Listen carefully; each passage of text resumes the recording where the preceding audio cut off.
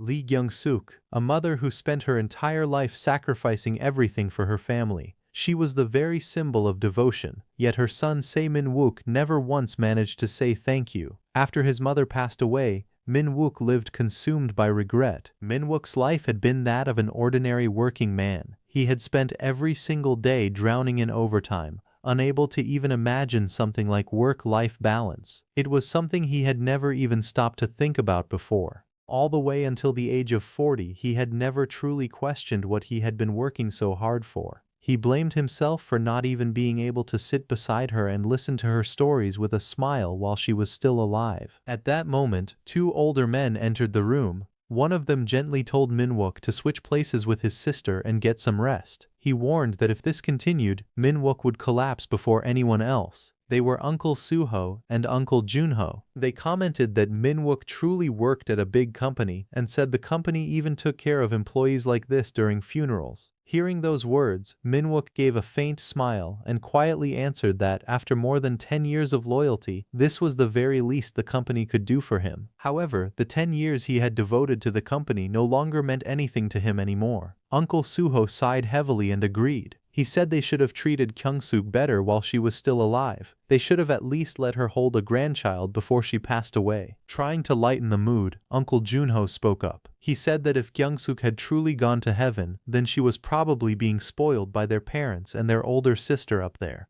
He then smiled faintly and reminded everyone how much their eldest sister had adored Kyung-suk. Suho nodded in agreement and said Kyung-suk had also deeply looked up to their eldest sister. The atmosphere gradually turned nostalgic as the two men continued reminiscing. One of them sighed and muttered that if their older sister had still been alive, they might have learned more from her and lived like proper people. He added regretfully that they could have even helped Kyung-suk continue her studies too. As Min-wook listened to the conversation, he quietly realized once again that his mother's deepest wish had always been to study. At that moment, Min-wook's thoughts turned dark. Rage surged through him as he blamed everything on one man, Lee Dong-ho. He clenched his fists and remembered how their mother had suffered ever since she was a child because of him. Dong-ho, the eldest son of the house, had gathered every last bit of money the family had, even selling the deed to the house before running away.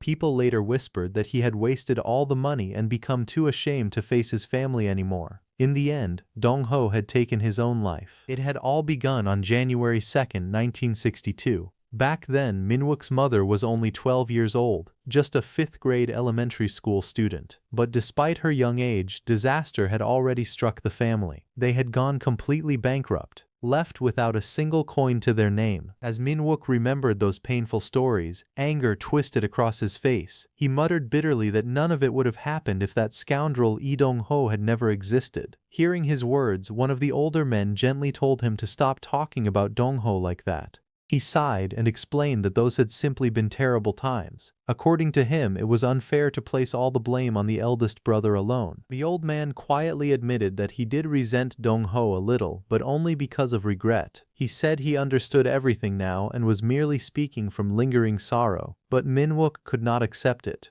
He declared that no matter how terrible those times had been, he still resented Dong-ho deeply and could never understand him. If it had been him, he would have lived differently no matter what happened. But now, he could not do anything. Looking at those precious moments frozen inside the phone, Min-wook realized something too late once again. Regret always arrived one step too late. After leaving the funeral hall, Min-wook returned home. Countless thoughts filled his mind. For a long time, he kept thinking about what he could still do for his mother, even now after everything had already ended. But when he finally entered the empty house, reality hit him once again. There was nothing left he could truly do for her anymore. As he stood silently in the living room, something suddenly caught his attention. His eyes narrowed in confusion when he noticed a strange talisman lying nearby. He picked it up carefully and stared at it. He remembered his mother happily holding the same talisman while calling out to him. She told him that she had spent a lot of money on it because people said it was incredibly powerful. She instructed him that when the day came that he truly needed it, he should do exactly as she told him. Min-wook suddenly snapped in frustration. He shouted at his mother, asking how many times he had told her not to waste money on useless things like that talisman. His voice was loud and sharp, causing his mother to flinch in surprise. Trying to explain herself, she softly insisted that it was different. She told him the talisman had come from an incredibly gifted master, but Min-wook only grew more irritated. He scoffed at her explanation and asked what kind of nonsense she was talking about.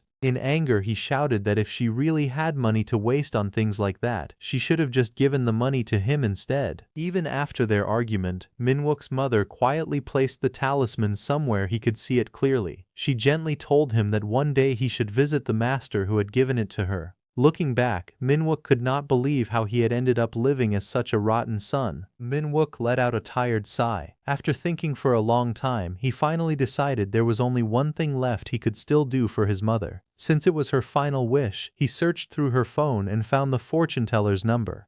He decided to visit the place himself, thinking he would at least confirm whether it was all a scam or not. When he arrived, the old master calmly explained the process to him. He said Min-wook only needed to write his name on the back of the talisman using his own blood and add a date as well. Once the ritual was complete, he would return to that exact date. Hearing the explanation about traveling back in time, Min-wook frowned and let out an awkward laugh. He muttered that it obviously sounded like a scam. However, the old man simply looked at him and asked whether that was truly what he believed. He explained that if someone believed, then it could become real, but if they refused to believe, then it would remain nothing more than empty words. Min-wook forced out a nervous smile while listening to the strange explanation. Half-jokingly, he asked if that meant he would actually become that person. The old master suddenly leaned forward. A strange smile appeared on his face as he let out a low chuckle. He told Min-wook that no matter what he was thinking, returning to the past inside the body of someone still alive was impossible anyway. Because of that, the exact date he wished to return to did not truly matter. Hearing those words, Min-wook's expression immediately stiffened in confusion. Before he could properly react, the old man revealed that instead of going back normally, the moment the original owner of a body died, Min-wook would enter that body in their place and live again. The old master calmly told Min-wook once again that if he truly believed, then it would eventually come to pass. He added that everything depended entirely on him. After hearing those mysterious words, Min-wook accepted the strange talisman and spent the next year living with absolute faith that the impossible would one day happen. During that time, he devoted himself completely to preparation. His room slowly filled with books, newspapers, notes, and endless records about economics, businesses, history, and powerful families. Every wall became covered with information from different decades. He researched important figures, major companies, future opportunities, and even personal details about influential people. There were reminders pinned everywhere, timelines stretching across the walls, and stacks of documents scattered around the room. Min-wook spent countless days and nights studying everything he believed could help him survive and rise to the top once he entered the past. By the end of that year, his entire life had become focused on preparing for the moment he would finally be reborn into another person's body. Standing before his parents' grave, Min-wook quietly said that he was home. A faint smile appeared on his face as he admitted that he missed both his mother and father deeply. Still, he felt that he missed his mother a little more, perhaps because it had only been a year since she passed away. After taking a deep breath, he finally made up his mind. He declared that it was time to try it. Holding the talisman in his mouth, he thought to himself that if everything turned out to be a lie, then he would simply return to living his empty and half-hearted life as before. Without hesitation, he pulled out a small knife and cut his finger. Then he carefully unfolded the talisman with trembling hands and wrote the date and time. Then he slowly pushed the paper into his mouth and swallowed it. Almost immediately, he began coughing violently. The talisman felt stuck in his throat, making him clutch his chest in discomfort. Sweat rolled down his face as he muttered that nothing was happening at all. For a brief moment, disappointment crossed his mind. Then suddenly, everything changed. A terrifying force erupted around him without warning. The offering scattered across the graveyard as his body was violently thrown backward. His eyes widened in shock as he could barely process what was happening. The world around him blurred, and panic surged through him. He could only scream in confusion as the strange power swallowed him whole. As the violent force consumed him, Min-wook's thoughts spiraled into panic. He could not understand what was happening to his body. Everything around him melted into blinding white light, and fear gripped his heart as he wondered if he was dying. A massive pillar of golden light suddenly engulfed him completely. Floating helplessly inside it, he began cursing himself in regret. He wondered if he had made a mistake by trusting that suspicious fortune teller and writing Lee Dongho's name on the talisman. His consciousness started fading in and out. Through the endless darkness, he weakly called out Dongho's name while trying to understand where he was. Then faint voices suddenly echoed around him. Someone urgently shouted at Dongho to open his eyes and asked if he was okay. Hearing the unfamiliar voices, Minwook slowly regained awareness, still confused about what had just happened to him. However, the moment he tried to move, panic filled his mind. He realized he could not control his body at all. He wondered in fear what was happening to him. Then a terrifying thought crossed his mind. The fortune teller's words suddenly resurfaced in his memory. He realized that he might have truly entered Lee Dongho's body right before his death, exactly as the fortune teller had predicted. Nearby, a shadowy man crawled desperately toward the bed while apologizing repeatedly to Dongho. The man's voice trembled with guilt and desperation. As the smoke filled the room, a terrifying realization struck Minwook. If this truly was 1962, the year Lee Dongho died, then the cause had to be coal gas. His eyes widened as he understood that Lee Dongho had died from carbon monoxide poisoning. Panic surged through Minwook's mind. If Lee Dongho had died this way, then what about him, the one who had just entered this body? Did that mean he was going to die the very moment he returned to the past? Gritting his teeth fiercely, he forced strength back into his body, thinking there was no way he was going to let that happen. The man desperately called out Dongho's name again and again, begging him to open his eyes. Dongho lay motionless on the bed, his body trembling weakly as if he could no longer put any strength into himself. The man beside him stared in panic. Tears formed in his eyes as he apologized to Dongho, admitting that he still wanted to live no matter what. He promised that he would definitely succeed and swore that he would repay Dongho's mother and younger siblings for everything. At the same time, Dongho struggled to stay conscious. His vision blurred as he realized he could no longer see his uncle's friend clearly. He wondered if the man in front of him was actually the one who had killed his uncle. The man lowered his head and told Dongho to rest in peace. But the moment he finished speaking, greed immediately appeared on his face. With trembling eyes, he suddenly began searching around frantically, wondering where Dongho had hidden the stock certificates. As the man continued speaking about selling the stocks Dongho had bought and giving the money to his parents and younger siblings, Dongho's trembling hand suddenly clenched tightly into a fist. In that instant, his eyes snapped open with fury. Before the man could react, Dongho lunged forward violently and smashed his fist straight into his face. The unexpected punch sent the man flying backward as he screamed in shock and pain. The man stared at Dongho in disbelief, barely able to process what had just happened. But Dongho slowly rose from the bed, his body shaking with rage. He cursed the man furiously, calling him a bastard for pretending to be a friend while allowing greed and money to blind him.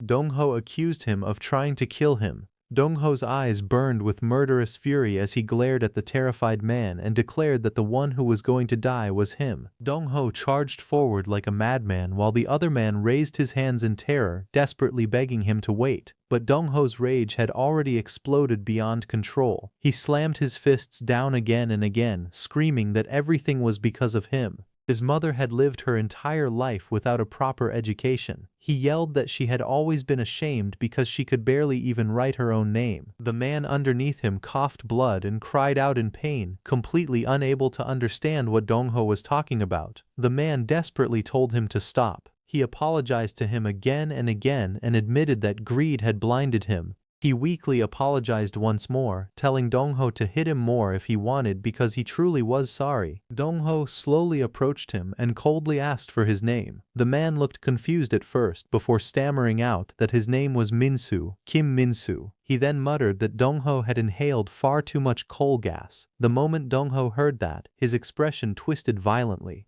He grabbed Minsu by the collar and demanded to know what he meant by coal gas. Dongho's mind raced in confusion. He wondered whether he had really passed out because of coal gas or if Minsu had intentionally done something to him. Minsu desperately tried to calm him down and asked Dongho if he truly did not recognize him. He swore that no matter how greedy he became, he would never go as far as murdering someone. He had only acted that way because he believed Dongho was already going to die anyway. Dongho clicked his tongue and slowly calmed down as he looked around the room. After thinking carefully, he realized the coal briquette heater was completely empty. That meant this was neither suicide nor murder, but simply a tragic coal gas accident during the middle of winter. But then his eyes suddenly locked onto the calendar hanging on the wall. His expression stiffened in confusion as he stared at the date written on it. It was February 1962. This was the exact time period right after Lee Dong-ho had died.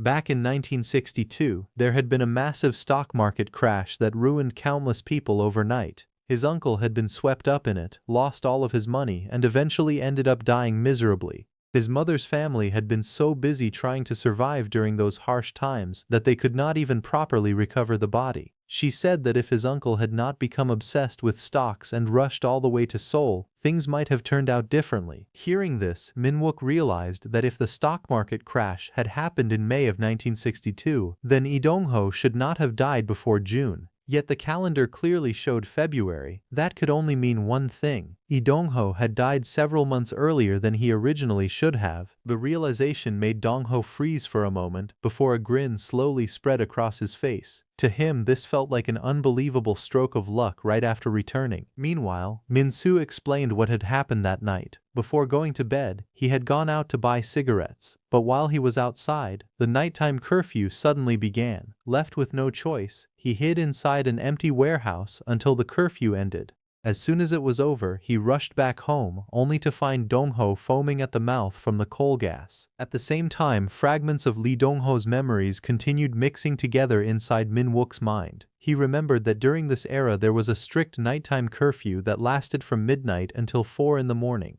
Streets would empty completely during those hours, and anyone caught outside would be chased down by the police. Dong-ho calmly told Min-soo to relax and sit properly instead of acting so nervous in front of a friend, but Min-soo immediately shook his head and insisted that he was comfortable staying like that. As Dong-ho watched him, fragments of memory surfaced in his mind. Kim Min-soo was one of the neighborhood boys who had spent his entire life supporting his widowed mother and 8 younger siblings. Considering the crushing burden on his shoulders, Dong-ho understood why Min-soo might have become blinded by money. According to Lee Dong-ho's memories, he had managed to gather 5 million won by even selling the deed to the house. In modern value, it would have been worth around 50 million won, an enormous amount of money for that era. And all of that money had been poured into the physical stock certificates lying in front of him. They were shares of the listed company called the Daejeong Stock Exchange. Lee Dong-ho had invested the entire 5 million won into those shares back in January of 1962, buying them at only 0.95 won per share. Curious, Dong-ho asked what the current price of Daejeong stock was. Min-soo answered that the shares had recently reached 3.65 won. The moment Dong-ho heard that number, his eyes widened. In just a short amount of time, the investment had already multiplied by more than 300%. Including the original investment, the total value had already reached nearly 20 million won, and it was still only February. A faint smile slowly spread across his face as he muttered for Min-soo to pack his things once the sun came up. Deep inside, he could hardly believe the opportunity that had fallen into his hands. It seemed Lee Dong-ho truly had possessed an eye for making money. Later, Dong-ho stepped outside and walked through the streets of the city. The atmosphere of the era surrounded him everywhere he looked. Nearby, several children sat together eating from metal bowls. One of them shouted excitedly that there was meat in the porridge. Another quickly laughed and explained that it was only leftover US Army cigarette butts someone had picked up. A third child suddenly cried out after finding a toothpick mixed inside the food. Watching the scene, Dong-ho quietly recognized the dish they were eating. It was the infamous pig slop porridge, the desperate meal many poor people survived on during those difficult times. The meal was made from food waste discarded by the US military bases after the war. Even something like that was still out of reach for countless homeless children wandering the streets. Although the Korean War armistice had been signed back in 1953, for ordinary people, the struggle for survival had never truly ended. Every single person was still fighting their own war every day. As Dong-ho thought about his mother, he could not help but wonder how she had managed to endure all those years without Lee Dong-ho by her side. At that moment, Min-soo approached him and casually asked if he was hungry and wanted some pig slop porridge.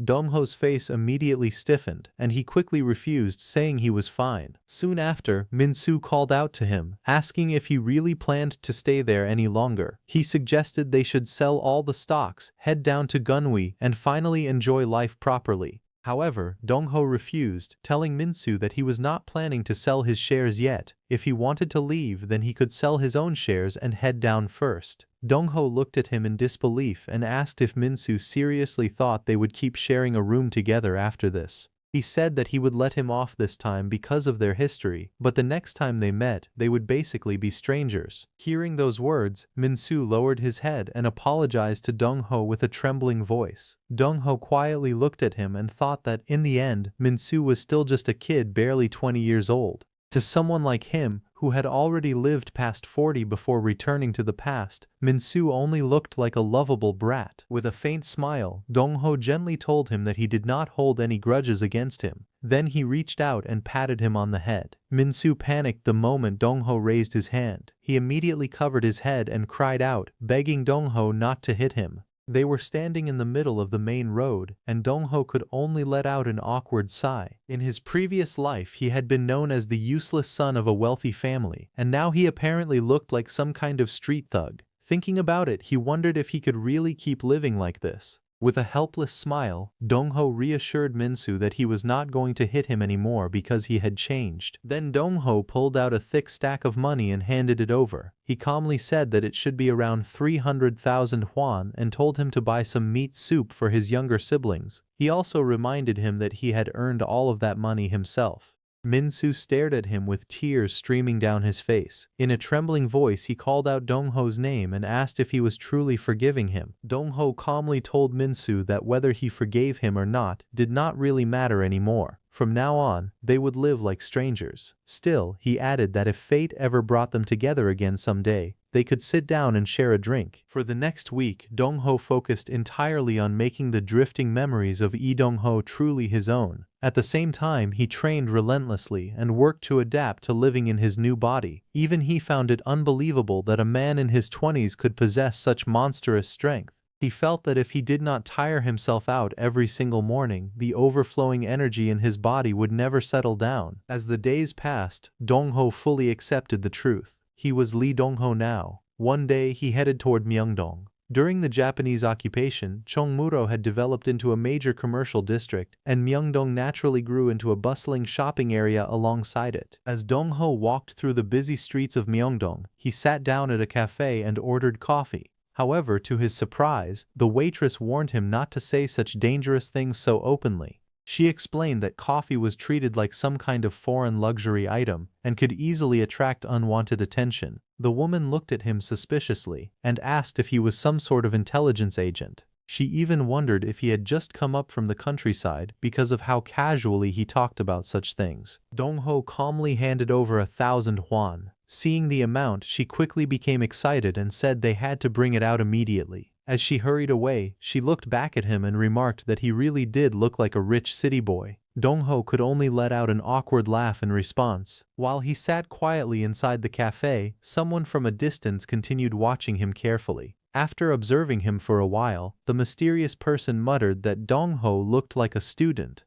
As Dongho quietly drank his coffee, the mysterious man watching him suddenly approached and sat across from him with a grunt. Dongho calmly asked what he wanted. The man smiled and admitted that he had become curious after seeing such a young man casually spend an entire 1,000 won on a single cup of coffee. He explained that anyone capable of spending money so freely in Myeongdong had to be someone unusual. Then the man leaned back in his chair with a grin and casually asked if Dongho had also invested in Daejung stock. Hearing those words, Dongho's expression instantly changed. The coffee cup paused near his lips as surprise flashed across his eyes. The mysterious man calmly told Dongho that he had probably already made a huge profit from the stock. Since it was not too late yet, he advised him to cash out and walk away while he still could. Hearing that, Dongho narrowed his eyes in confusion. He could not understand why this stranger was suddenly saying such things to him. At the same time, curiosity rose inside his mind as he wondered if he should probe the man a little further. Dong Ho casually replied that the stock still seemed to have a long way left to rise. With a faint smirk, he asked if the man simply hated seeing other people succeed. The older man remained silent for a moment before asking if that was truly Dong Ho's answer.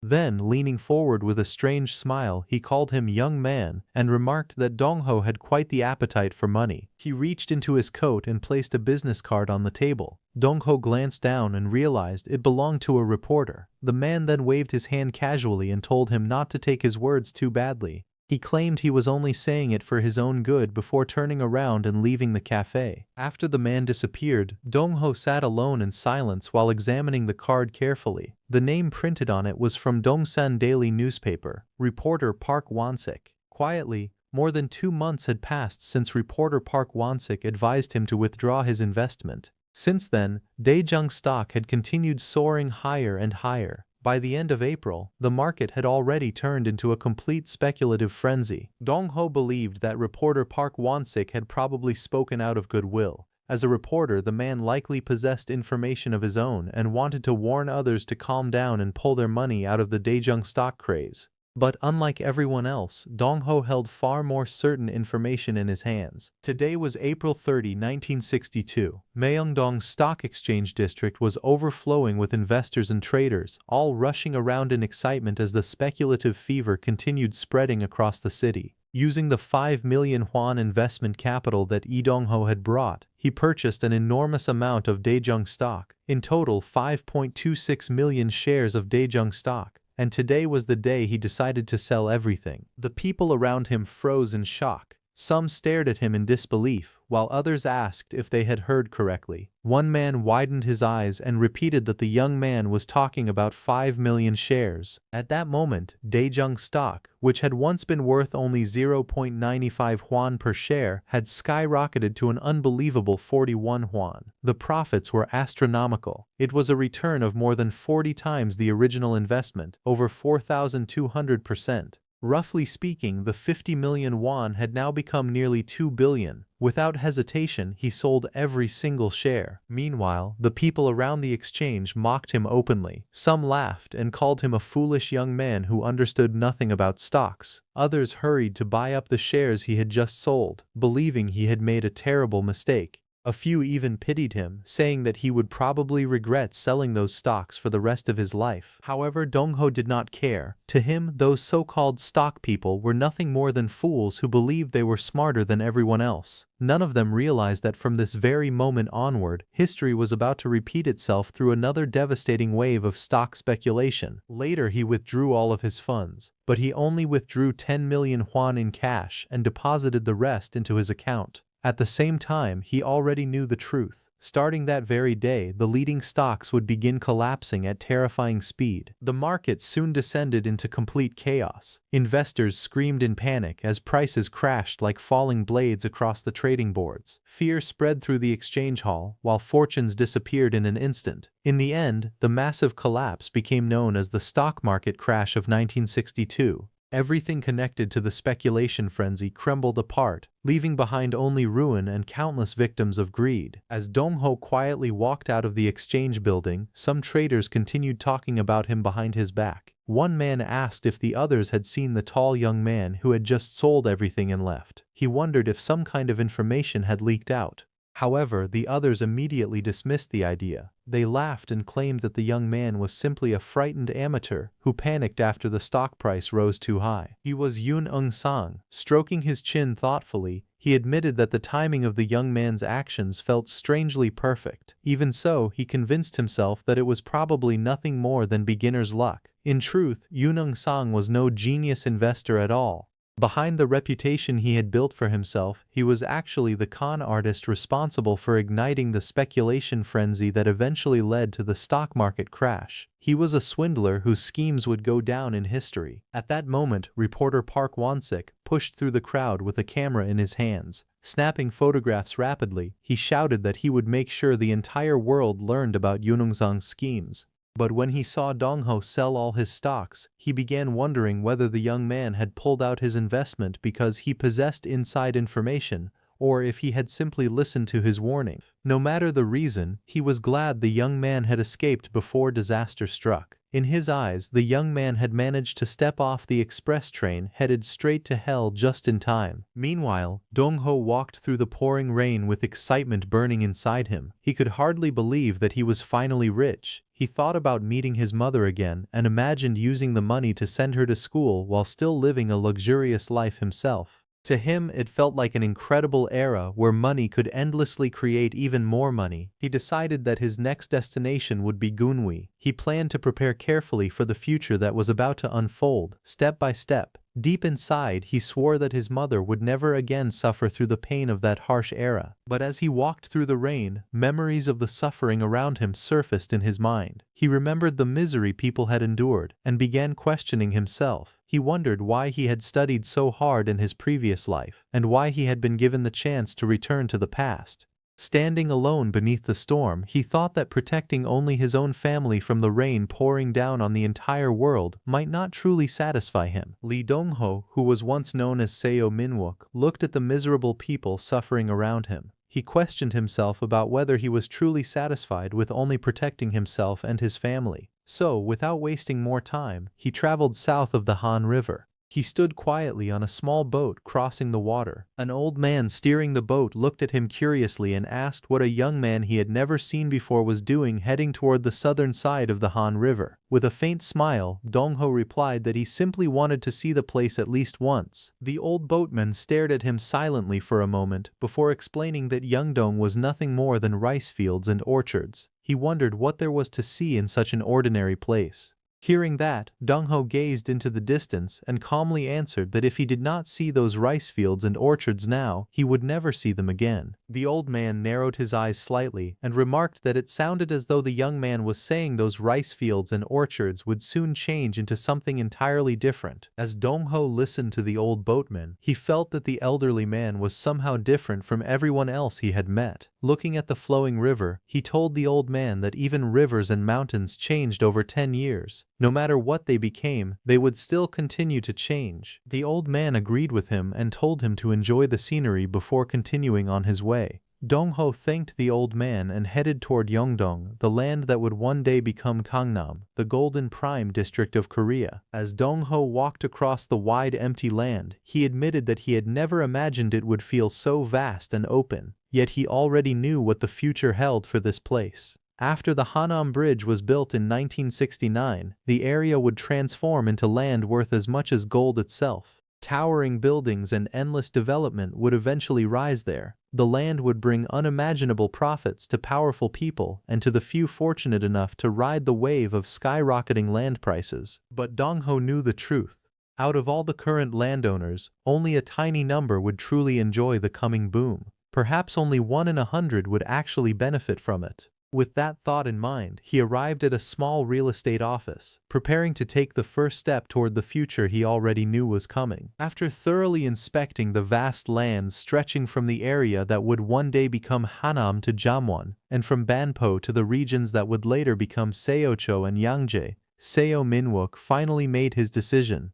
Standing before the endless open fields and mountains, he calmly declared that he would buy every single plot the broker had shown him. The broker's eyes widened in shock. To Dongho, the land was unbelievably cheap, averaging only 1,300 won per pyong. It felt like a heaven-sent fortune had suddenly fallen into his hands. He completed the purchase of 40,000 pyong of prime Gangnam land. Even so, he intentionally added extra money on top of the agreed price so the landowners would not feel cheated or shortchanged. As night fell outside the small real estate office, Seo Minwook explained that he would withdraw the remaining amount from his account later and that the cash he had brought should be used as the down payment for now. The moment the broker saw the mountain of cash, he nearly lost his composure. In disbelief, he shouted, asking how much money was piled there. Overcome with excitement, he immediately called for meat to be brought out, eager to celebrate the unbelievable deal that had just been made. Dongho ended up staying at the real estate owner's house for 3 more days just to stamp and finalize the countless land deeds he had purchased. Later, while riding the boat once again, the old boatman asked him whether he had managed to properly see all the orchards and rice fields he once wanted to visit. With a relaxed smile, Dong-ho answered that he had seen them thoroughly and that they were even more beautiful than he had imagined. The old boatman quietly replied that it did not seem like Dong-ho had merely looked at them.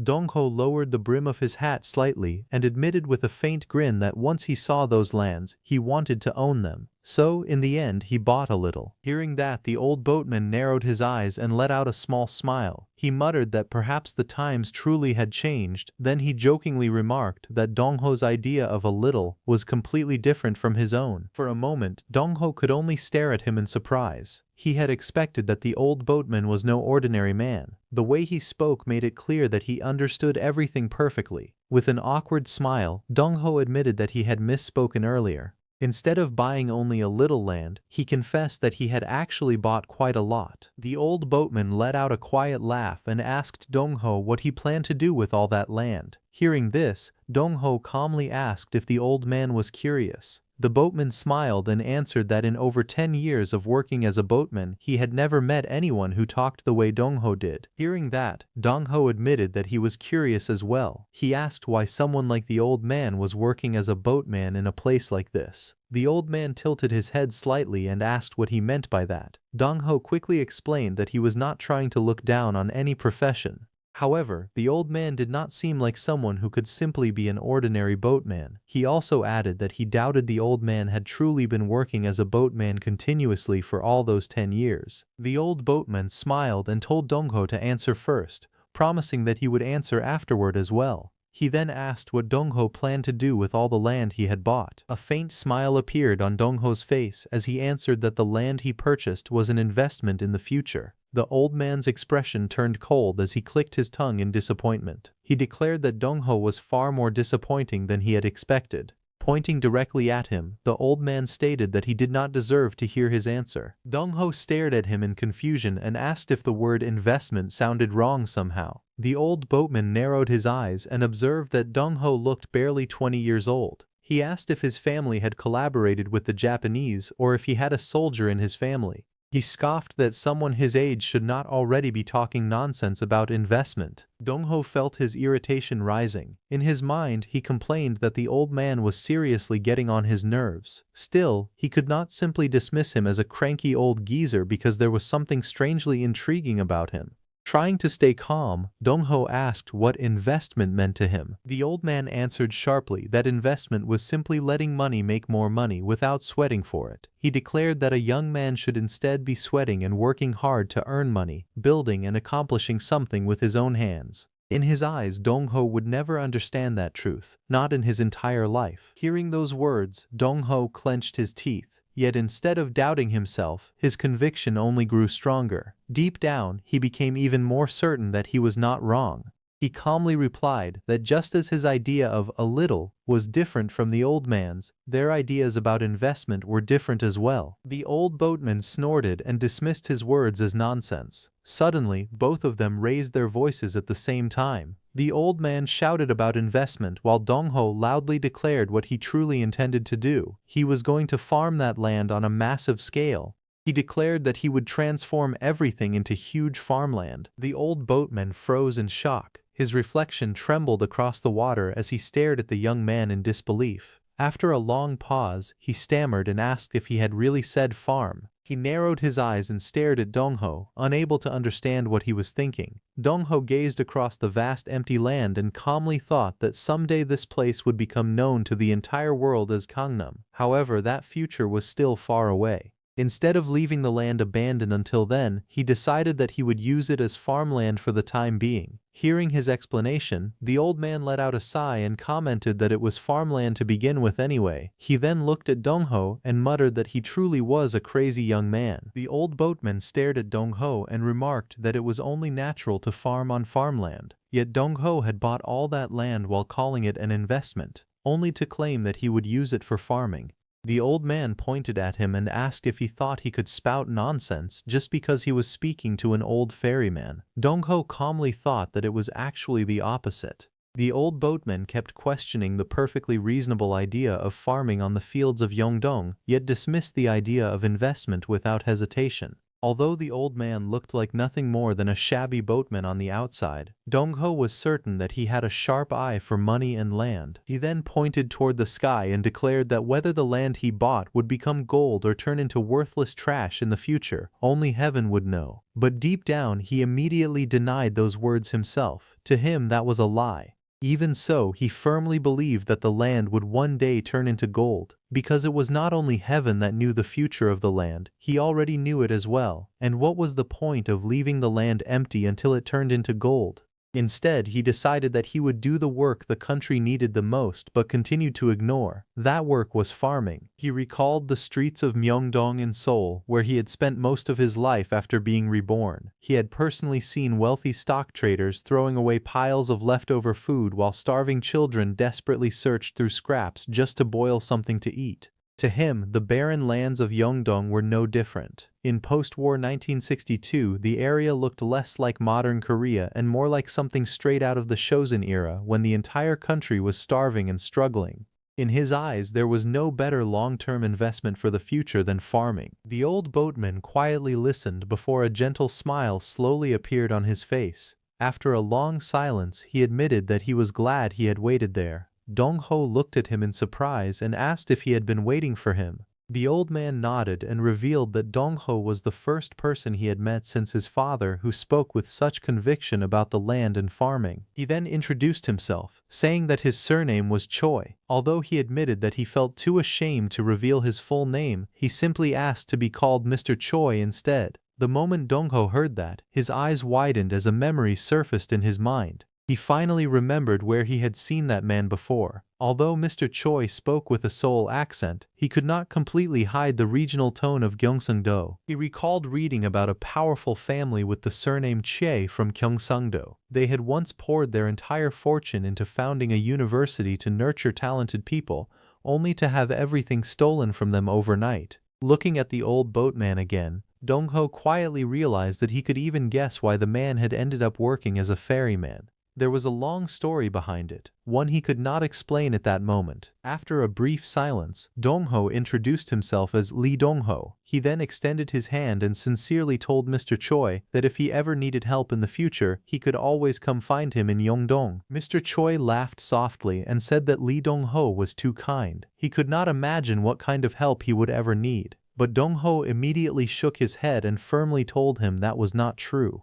Grabbing the old man's hand tightly, he sincerely asked him to come see him anytime he ever felt lonely or frustrated. Dong-ho promised that just as Mr. Choi had waited for him at the ferry, he would also be waiting for him in the future. Mr. Choi looked at him quietly before letting out a warm laugh and agreeing. As Dong-ho stepped off the boat, a thought lingered in his mind. A real world, in his eyes, was one where good people could live well. Yet he was no longer sure that the world he used to live in could be called such a place. Thinking about Mr. Choi, Dong-ho wondered at what point modern history had become so twisted. He wanted to untangle those knots with his own hands and set everything back on the right path. Before leaving, he told Mr. Choi that if he ever came looking for him, he could find him in the village across the river, at Old Man Choi's house. As Lee Dong-ho walked away from the ferry, he recalled Mr. Choi mentioning that he had 3 daughters. Among them, the third daughter was said to be the prettiest of them all. Sometime later, the village headman approached Dong-ho while they stood in the middle of the land he had been purchasing throughout Yeongdong.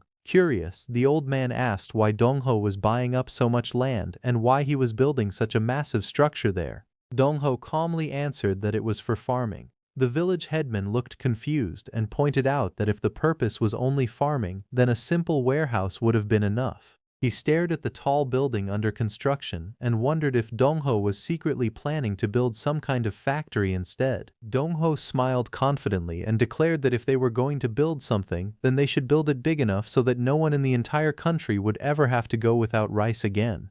Hearing such an ambitious statement, the village headman could only laugh awkwardly, admitting that he truly could not understand what Dong-ho was thinking. Meanwhile, some of the workers grumbled among themselves. One spat in annoyance and complained that even after hiring laborers, Dong-ho still stayed at the construction site from beginning to end, personally watching everything despite already being rich. Dong-ho silently observed the site with his arms crossed. He understood very well how construction work operated. Back then, just like now, if the owner did not stay on site and keep a close eye on things, workers would casually skim off materials for themselves, and a one-day task could easily drag on for 10 days. At the same time, there was a serious shortage of workers. The truth was that jobs were scarce, while far too many people were desperately searching for work. He knew the real problem was not the lack of workers, but the lack of people he could truly trust. What he needed were people who shared the same mindset and vision as him, yet he had no idea where he was supposed to find such people. Just then, someone outside announced that the temporary office was ready for him to use while construction continued. Dong-ho turned toward the door in confusion as the village headman peeked inside and mentioned that he seemed to have visitors. A familiar elderly man stepped into the office with a warm smile and greeted Dong-ho, saying that it had been a while. Dong-ho immediately recognized him. Though only a month or two had passed, he still felt genuinely happy to see the old man again. Unable to contain his excitement, Dong-ho rushed forward and embraced him tightly while calling out respectfully. The old man laughed warmly and joked that Dong-ho certainly had quite the enthusiastic welcome prepared for him. As Dong-ho hugged him, he smiled brightly. Ever since returning to this time, the old man was the very first person who had truly made him feel relieved and happy from the bottom of his heart. But suddenly, he noticed that the old man was accompanied by a young woman dressed elegantly in white. She politely bowed toward Dong-ho while standing quietly behind her father. With a gentle smile, she introduced herself as Choi Hui. The old man laughed proudly and explained that she was his youngest daughter, the precious apple of his eye. Dong-ho quickly greeted her with a bright expression, introducing himself as Lee Dong-ho and saying that it was a pleasure to meet her as well. However, Dong-ho soon looked around the small office awkwardly. He apologized, explaining that the place was only a temporary office for the construction site. Even so, he respectfully guided the old man to a chair and invited him to sit down for the time being. Dong-ho scratched the back of his head awkwardly and admitted that he was indeed short on workers. However, he explained that finding reliable people was not easy at all. The old man calmly revealed that his daughter, Choi Hui, was currently attending university and had recently taken a leave of absence. He proudly explained that unlike her two older sisters, Hui was extremely ambitious when it came to work. Still, because she was his precious youngest daughter, he found it difficult to let her work just anywhere. After saying that, the old man suddenly revealed the real reason for his visit. He said that he wanted to entrust his daughter to President Lee Dong-ho. Choi Hui lowered her head politely and softly said that she looked forward to working with him. Dong-ho's face immediately stiffened in confusion. Sweat rolled down his cheek as he wondered what kind of situation this had suddenly turned into. Stammering awkwardly, he asked for clarification. The old man narrowed his eyes and jokingly asked whether his daughter was not good enough for him. Hearing that, Dong-ho quickly waved his hands in panic and denied it repeatedly, insisting that was not what he meant at all. He explained that he would actually be honored and grateful to accept Choi Hui. To him, the old man's decision meant that he trusted him enough to place his precious daughter in his care. However, Dong-ho awkwardly pointed out the harsh reality of the situation. He explained that the office was only a temporary one where everyone was cramped together, and they even slept curled up on the floor. They did not even have a proper place to wash up. And most of his current work involved supervising construction sites. The workers there were rough and difficult people, especially for a woman to deal with. What he truly needed right now was not a beautiful woman dressed in stylish clothes. What he needed was someone like a dependable field commander who could stand beside him and handle difficult work together. The old man stroked his chin thoughtfully and admitted that he understood why the situation could be difficult. At that moment, Choi Hui suddenly stepped forward and politely called out to Dong-ho. She calmly stated that she had heard he was planning to start large-scale farming in Yeongdong, and the teaching her family had engraved into their hearts since childhood was that within 100 li in every direction, not a single person should starve to death. Choi Hui calmly admitted that there might indeed be differences between men and women when it came to physical work. However, when it came to pursuing a great purpose, she questioned whether there was truly any difference between them at all. She sincerely declared that she also wanted to become part of that dream. Dong-ho looked at her thoughtfully and admitted that her determination was admirable. At the same time, he reflected inwardly that perhaps he should test her resolve one more time.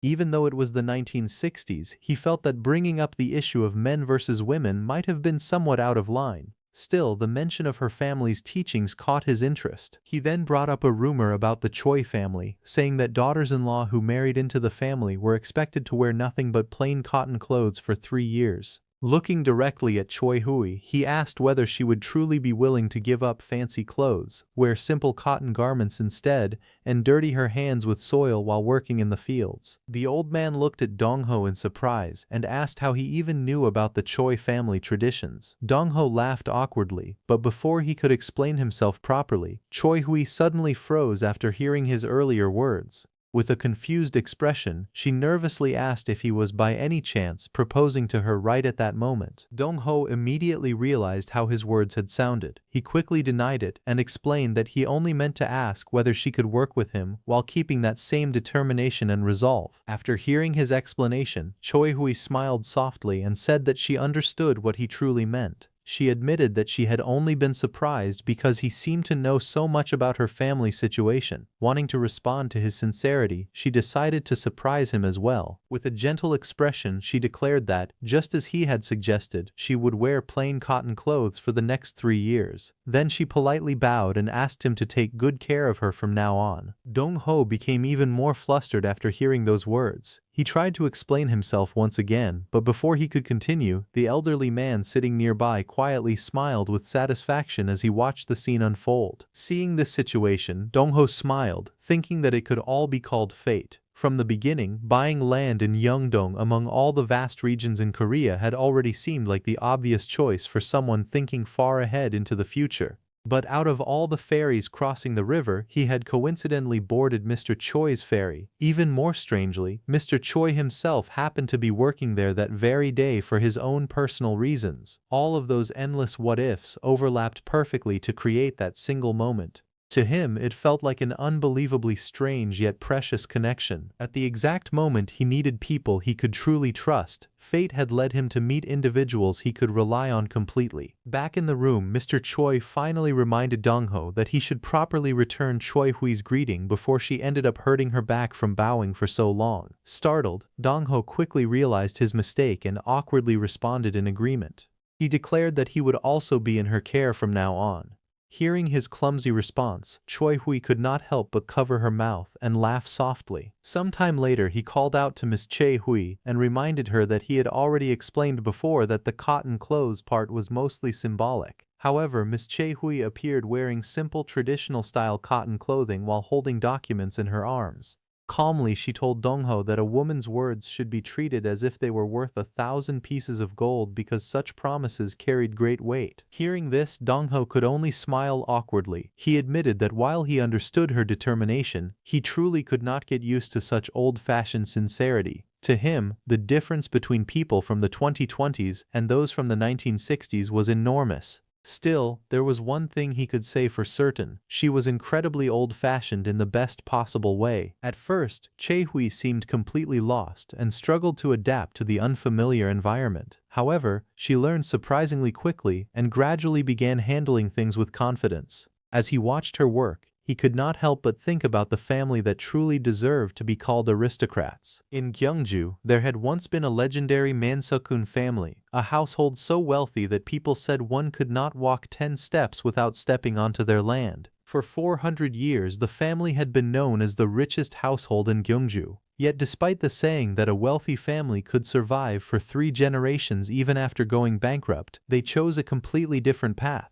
Instead of preserving their fortune, they spent their lives giving back until their wealth slowly disappeared. During the Japanese occupation, the family established baeksan trading in order to secretly support the Korean independence movement. They willingly abandoned their position as wealthy magnates and poured their resources into the cause. On top of that, they even donated all the company funds they had borrowed from the Shosun Industrial Bank to support the independence movement. In the end, every last bit of their fortune was funneled into independence funds for the country. After Japan's defeat, land reform policies and compensation through land securities made the collapse of the great landlord families unavoidable. Even so, the wealthy family of Gyeongju endured their downfall with smiles on their faces. Rather than clinging to their remaining fortune, they donated everything they had left to build a university in Daegu so future generations could receive an education. They were not simply a rich family, a wealthy household, or a powerful conglomerate. They truly walked the path of nobles, fulfilling their responsibility to society until the very end. That noble family eventually entrusted the operation of the university to the richest man in Gyeongsangdo at the time, Lee Hyun-chul of Daeseong. During their meeting, Lee Hyun-chul confidently promised that he would turn the institution into the greatest university south of the Han River. He also assured them that they would be properly compensated for handing over the operating rights. However, they refused. They told Lee Hyun-chul that compensation was unnecessary. Instead, they only asked Lee Hyun-chul to focus on nurturing the next generation of talented young people. But instead of nurturing students as he had promised, Lee Hyun simply handed the university over to the military regime after the coup succeeded. The reason behind his actions was unclear. Perhaps the military government had something over him, or perhaps he believed that staying in their favor was necessary for his business empire to continue growing. Thinking about all of this, Dong-ho suddenly called out to Ms. Choi Hui. Hearing her name, she turned toward him in confusion and asked what he needed. He slowly walked toward her before asking a direct question. He wanted to know if she had joined the company because she was trying to make money. Choi Hui looked at him in surprise and asked what he meant by that. Dong-ho calmly replied that he meant exactly what he had said. Then, with a serious expression, he asked her why she had decided to work at the company in the first place, or if she had joined the company simply to earn money. For a moment, Choi Hui lowered her gaze in silence. Then she let out a soft sigh and admitted that when everything had been taken away from her family, she finally realized just how angry it made her feel.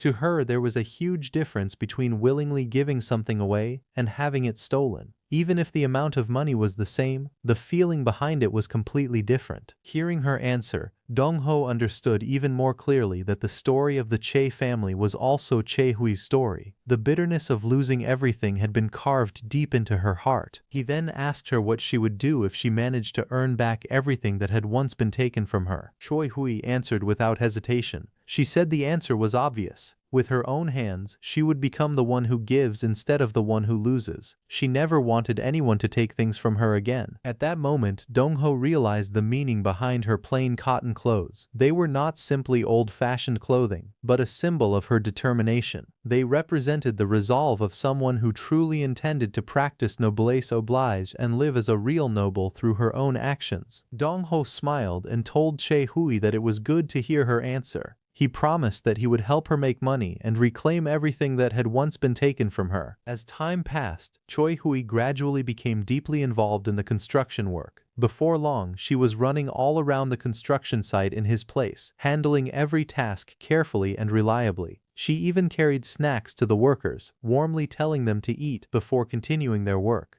The workers happily praised the food, saying it was delicious. One day, while watching the construction site, Choi Hui noticed Dong-ho standing quietly with his arms crossed, lost in thought. Curious, she asked what he was thinking about. Dong-ho looked at the unfinished building and said he was thinking about what the building was missing. Confused, Choi Hui asked who could possibly be missing. With a gentle smile, Dong-ho replied that just as he had been fortunate enough to meet someone like her, the building also needed people. Choi Hui tilted her head slightly and asked if he meant they needed more people besides farmers. Dong-ho nodded immediately and explained that, of course, rice fields needed workers to tend them, but rice fields alone were not enough.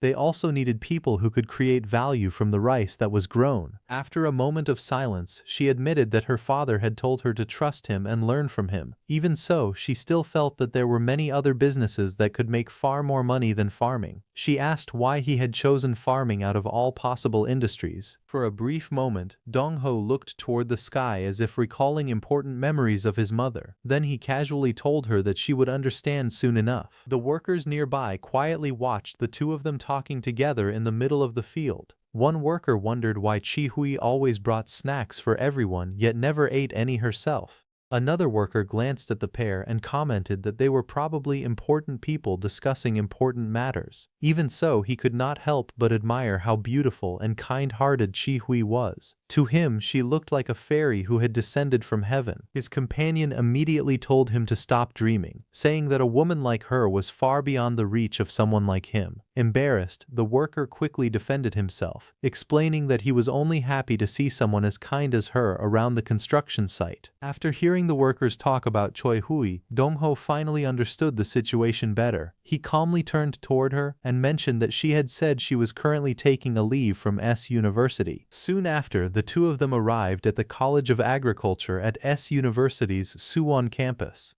As they walked through the campus grounds, Dong-ho jokingly suggested that maybe she did not need to keep wearing plain cotton clothes there.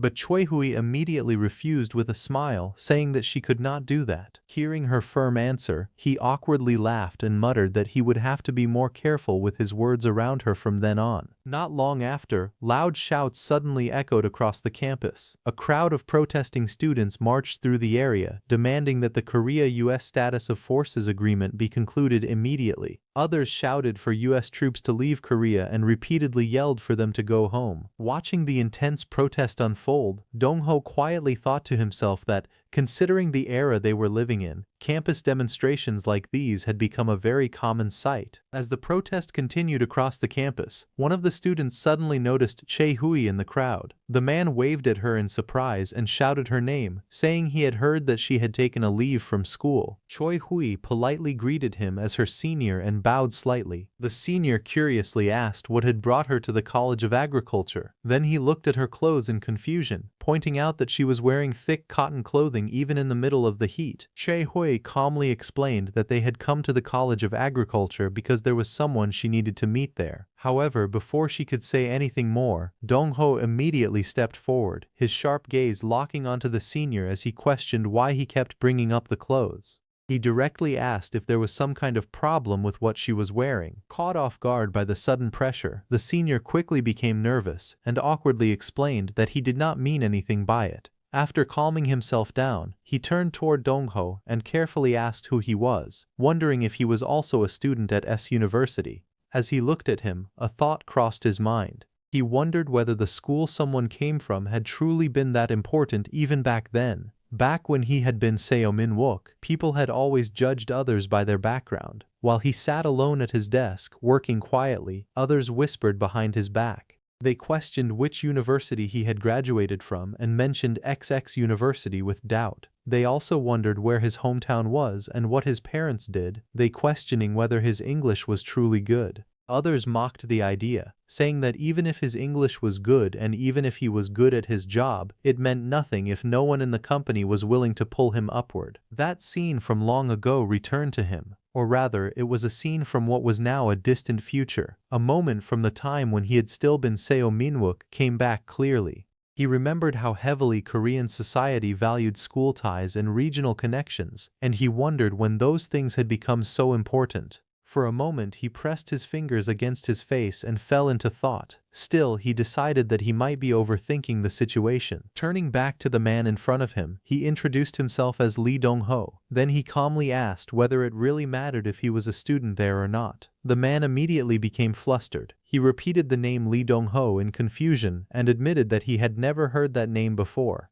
Then he turned toward Choi Hui and nervously asked whether Lee Dong-ho was really a student at their school. Lee Dong-ho decided that it was not the time to waste on pointless talk. He also noticed that Ms. Choi looked a little uncomfortable with the situation. Turning toward Ms. Choi, he reminded her that he was busy and asked whether she needed more time to continue speaking with them. Ms.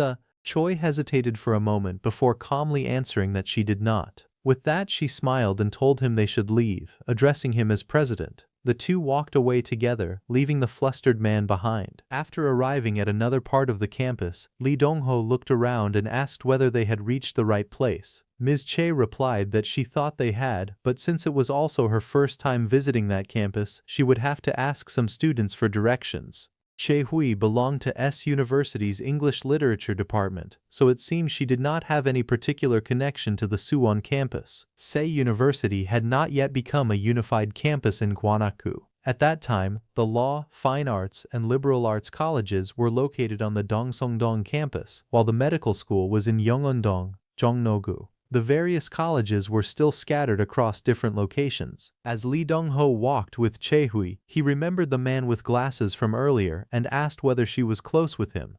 Chae-hui explained that she was not. According to her, he was simply a senior who was very active on campus. She thought that was probably why he had been outside at the protest. Lee Dong-ho listened and quietly acknowledged her explanation. Still, as the senior continued calling out from behind them, Lee Dong-ho noticed something else. He remarked that the man seemed to like her quite a bit. Then he leaned closer with a teasing smile and said that if this was how an unclose senior acted, Choi-hui must have been very popular at school. Chi-hui immediately lowered her gaze and denied it, insisting that it was not like that. However, her flushed face betrayed her embarrassment, and her cheeks burned bright red. Seeing her reaction, Lee Dong-ho laughed lightly and told her that a woman's words could be really heavy. He added that he had been learning that a lot lately, then laughed it off. Choi-hui reacted with surprise, and the two continued walking along the campus path. As they walked, Lee Dong-ho realized that he should stop teasing her so much. He did not want to accidentally make her cry. After asking around among the students, they eventually arrived at a certain professor's office. Lee Dong-ho knocked on the door, and a voice from inside told them to come in.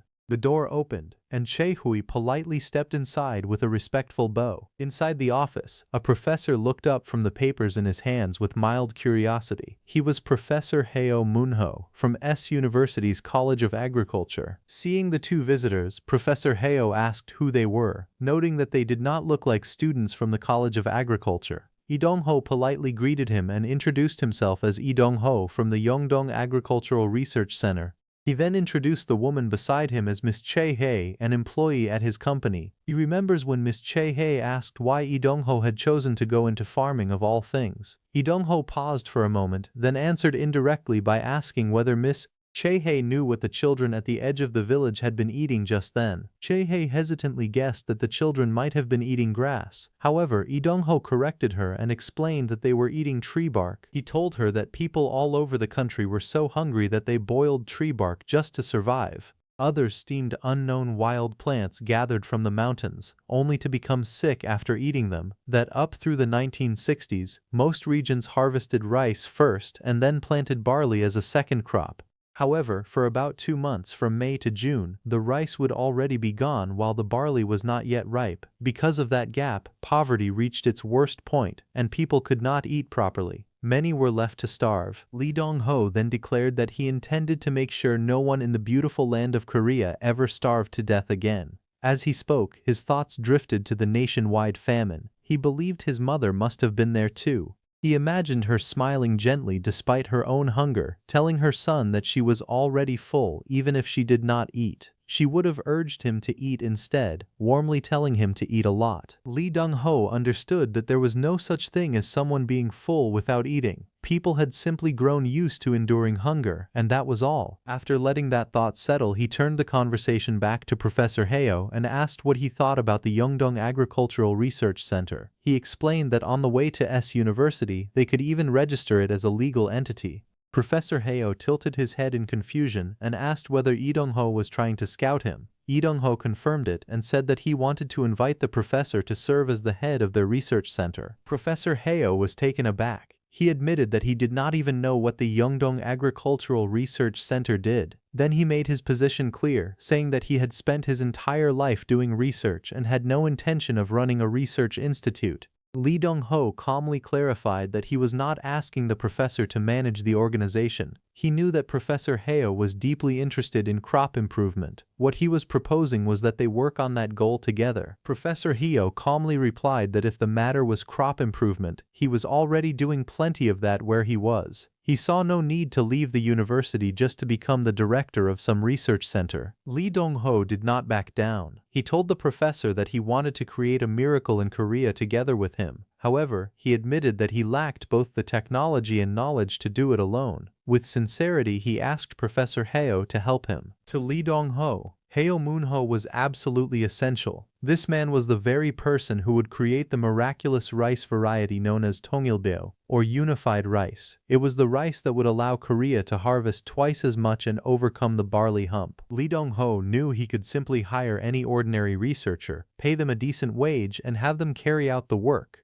However, if he did that, he felt he would be stealing Professor Hayo's rightful place in history. He wondered whether that would truly be the right thing to do. Professor Hayo listened to him and smiled faintly. He admitted that it was admirable to see a young man thinking about his country. However, he also pointed out that many people at the university already spent their nights researching how to fill the stomachs of the Korean people. Professor Hayo admitted that he did not see how accepting a director's position at the Yeongdong Agricultural Research Center would somehow advance his own work. Because of that, he apologized and firmly declined the offer. Choi Hui looked worried and softly called out to Lee Dong-ho.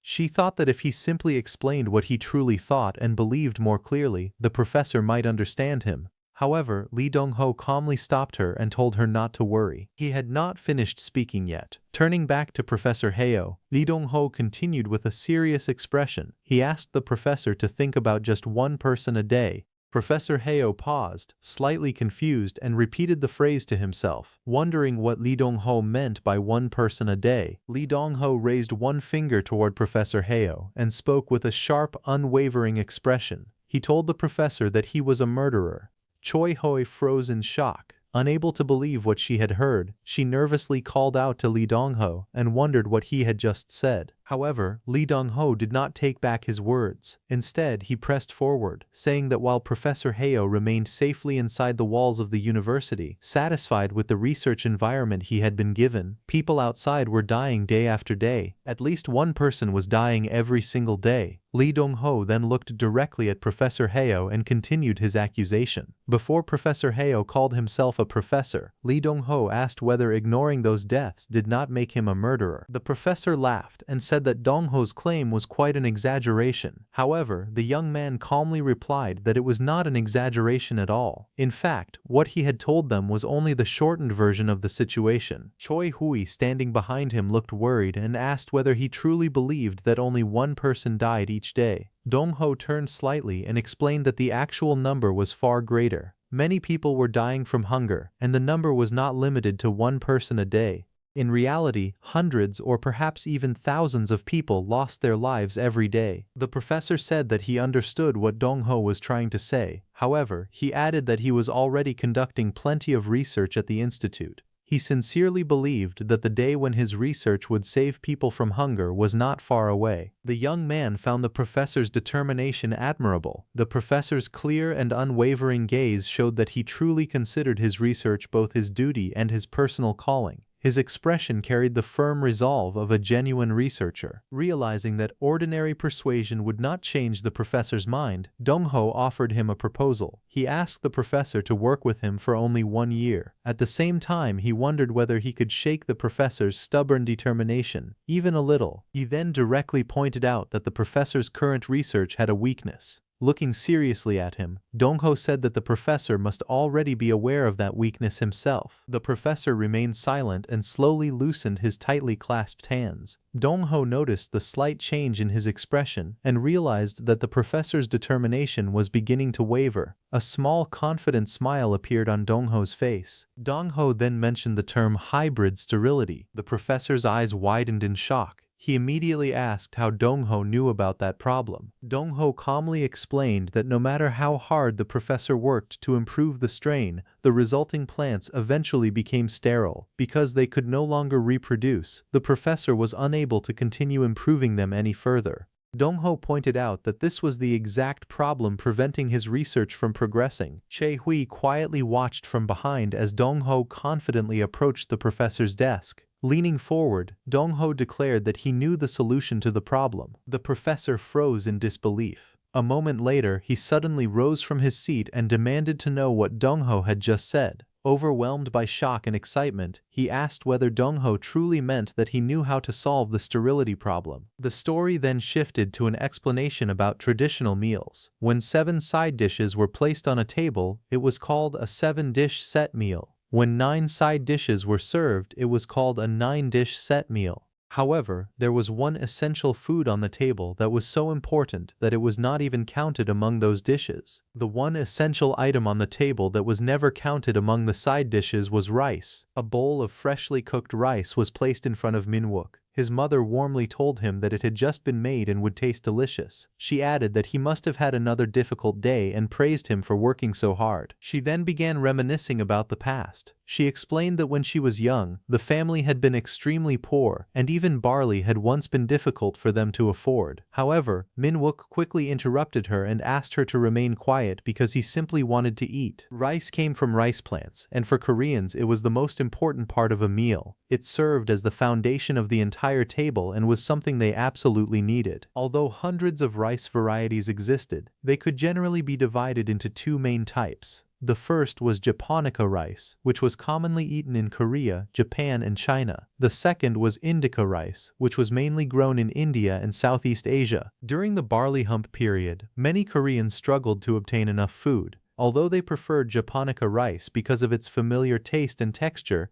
its yield was far too low to feed the entire population. Indica rice, on the other hand, produced a much larger harvest, but most Koreans found its taste so unpleasant that it was practically inedible. Because of this, researchers naturally attempted to cross japonica and indica rice. Their goal was to create a new variety that combined the pleasant taste of japonica with the high productivity of indica. At the time, developing such a variety seemed like the only way to overcome the barley hump crisis. Returning to the professor's research, Dong-ho revealed that he already understood what the professor had been attempting. He explained that the professor was trying to cross japonica and indica rice even though researchers in Japan had already given up on the same idea. Dong-ho clarified that this method was known as distant hybridization. It involved crossing plants that had separated from a common ancestor long ago and had since developed very different genetic traits. Although japonica and indica were both types of rice, that did not mean they were closely related strains. The genetic distance between them was extremely large. Therefore, even when researchers successfully crossed the two varieties, defects often appeared in the following generation. Eventually, the hybrid plants became sterile and could no longer reproduce. The professor stared at Dong-ho in complete shock. He could not understand how Dong-ho knew so much about the exact difficulties of his research. Growing increasingly suspicious, he asked whether Dong-ho was also a plant breeder like him. Dong-ho calmly explained that he was only a businessman who wanted to help the professor. However, he made it clear that he had no intention of helping someone who remained safely inside the university while people outside continued starving to death. He then confidently told the professor that everything could change if he decided to work with Dong-ho and his team. The professor stared at him in disbelief and wondered where such overwhelming confidence came from. He was considered Korea's leading rice researcher, yet even he had not discovered the slightest clue for solving hybrid sterility. Still, Dong-ho was confidently claiming that the problem could be solved if the professor joined him. The professor's thoughts became increasingly troubled. He remembered Dong-ho's earlier claim that one person was dying every day. He began to fear that refusing the offer would make him partly responsible for those deaths. After struggling with the decision, the professor finally told Dong-ho that he would contact him later. He asked for some time to think because he could not make such an important decision immediately. Dong-ho confidently told Professor Heo Moon-ho that 1 month would be enough for him to finish his remaining work at the university. Without waiting for a final answer, Dong-ho announced that he would return to pick him up after 1 month. Before leaving, Dong-ho added that the professor's salary would be paid in won and that he would receive twice his current salary. Standing beside him, Choi-hui looked surprised by the generous offer.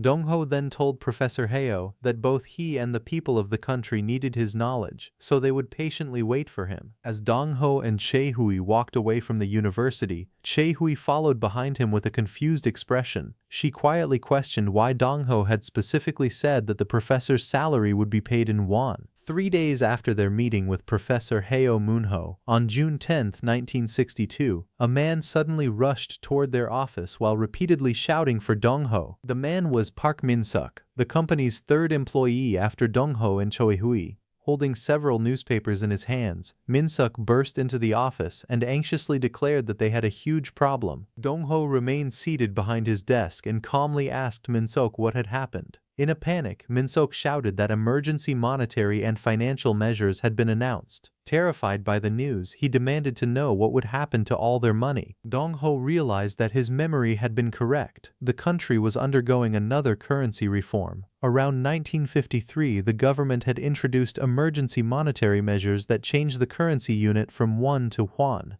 Now, nearly 10 years later, the military government was once again implementing emergency monetary and financial measures. Under the new reform, 10 yuan would be converted into 1 won. Dong-ho understood that the government needed to reduce the size of the currency unit because inflation had risen too high. However, the reform involved far more than simply changing the name and value of the currency. Park Min-suk anxiously read the announcement aloud. Beginning on June 10, 1962, all circulation and transactions involving yuan were banned. Every form of payment in yuan had to be deposited into a financial institution. After that, access to the deposited funds would be frozen. Dong-ho calmly confirmed that Min-suk's understanding was correct. Chae-hui stood behind him, silently holding several files as she listened. Min-suk became increasingly worried and asked whether their company would truly be all right. They were about to pay their workers, but the sudden reform had thrown everything into chaos. He feared that they might no longer be able to access the money needed to pay everyone. Dong-ho calmly assured Park Min-suk that everything would be fine. He explained that if they waited for a while, the situation would eventually return to normal, so there was no reason to worry. Just as Min-suk began to calm down, he suddenly remembered all the food Dong-ho had stored inside the warehouse. Looking at him in surprise, Min-suk asked whether Dong-ho had prepared the supplies because he already knew the currency reform was coming. Dong-ho had hired Min-suk because he needed someone other than Chae-hui to handle the company's office work. Among all the laborers, Min-suk had appeared the most diligent, and his eyes had shone with the greatest determination. That was why Dong-ho had chosen Park Min-suk as the company's third employee. However, Min-suk still looked worried. He told Dong-ho that although he personally trusted him, the other workers probably did not. Since Min-suk had worked alongside the laborers until recently, he understood their fears and concerns better than anyone else. Hearing that, Dong-ho smiled calmly. He then called Choi-hu and Park Min-suk and instructed them to gather all the laborers and contractors at the office. The gathered laborers angrily complained that Dong-ho could remain calm because he was a wealthy young man who owned plenty of land. However, they survived from day to day on the money they earned, so the sudden freezing of their wages placed their families in danger. The crowd grew louder and shouted that they could not continue working under such conditions. They demanded to know what Dong-ho planned to do about the situation. Dong-ho remained calm as he listened to their complaints. He then raised his voice and repeated their main concern, asking whether they were worried because they needed money to buy food but could not currently use their funds. His words caused the workers to fall silent and listen carefully. Dong-ho reminded them that some of them had probably noticed the company's warehouse gradually filling with food supplies. He had been stockpiling those supplies for some time in preparation for the currency reform. He then announced that until the government lifted the deposit freeze, anyone who needed food instead of money would receive food supplies from the company. The workers began murmuring among themselves after hearing Dong-ho's offer. One of them loudly asked how long the stored food would last, while another pointed out that the supplies could not magically continue forever. Dong-ho calmly admitted that the food would not last indefinitely. However, he assured them that the warehouse contained enough supplies to support everyone for at least 1 or 2 months. He then gave the workers another option. Anyone who did not want to receive food could continue being paid in yuan as before, although the money would eventually be frozen in the bank and remain unusable. When one of the workers hesitantly asked what would happen if they disliked both choices, Dong-ho smiled and told them that they were free to leave the company. The entire crowd froze in shock. Dong-ho then raised his hand and issued a firm warning. Any worker who chose to leave now would never be accepted back, even if they regretted the decision and later begged to return.